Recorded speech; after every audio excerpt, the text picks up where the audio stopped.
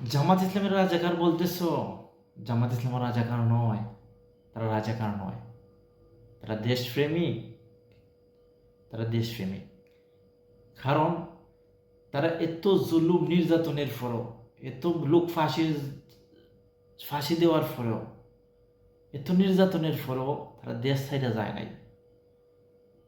আর কিছু কিছু মানুষ আছে জেলের বয়ে, ফাঁসির বয়ে দেশ ছাইড়া বিদেশ চইলা গেছে বউ বাচ্চা লইয়া। কিন্তু জামাত ইসলামের এমন কোনো একটা উদাহরণ নাই, একটা মানুষ বলতে পারবে না জামাত ইসলামের নেতা এখন জেলের বয়ে, ফাঁসির বয়ে দেশ ছাইড়া চইলা গেছে বউ বাচ্চা নিয়ে। তাহলে এখানেই বুঝেন যে হে দেশপ্রেমিক, হে দেশপ্রেমিক নাই। যারা দেশপ্রেমিক তারা দেশের মাঝেই থাকবো, জীবন দেশের জন্যই দিব, এই দেশেই নিজের প্রাণ দিব। তাই অযথা জামাত ইসলাম রে রাজাকার বইলা, রক্কাটরা বইলা আপনারা নিজের জনপ্রিয়তা নষ্ট করবা না, প্লিজ নিজের জনপ্রিয়তা নষ্ট করবা না। কারণ আপনার জনপ্রিয়তা এমনি থলানিতে চলে গেছে, থলানিতে চলে গেছে আপনাদের জনপ্রিয়তা। এখন যেহেতুই আপনারা জামাত ইসলামের সাথে লাগবা, এতই আপনারা মানুষের অপছন্দ ফাত রইবা।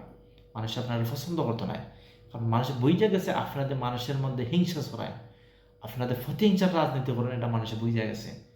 মানুষকে বোকা বানানো সহজ নয়, এখন আর মানুষের বোকা বানানো যাবে না, এখন আর মানুষের বোকা বানানো যাবে না। চেষ্টা করবেন না মানুষের বোকা বানানোর জন্য। তাই নিজের সরে ঠেলে দেন, নিজে ভালো করার কিছু করেন।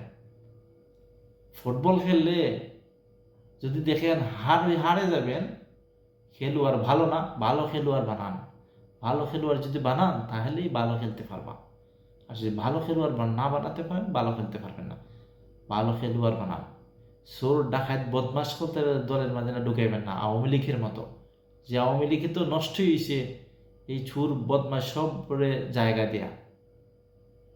মা দুর্গা ইন্ডিয়াতে চলে গেছে, মা দুর্গা সব সুর বদমাস ডাকাতিরে বুকের মাঝে জায়গা দিছিল, এর লাগে তাই এই অবস্থা।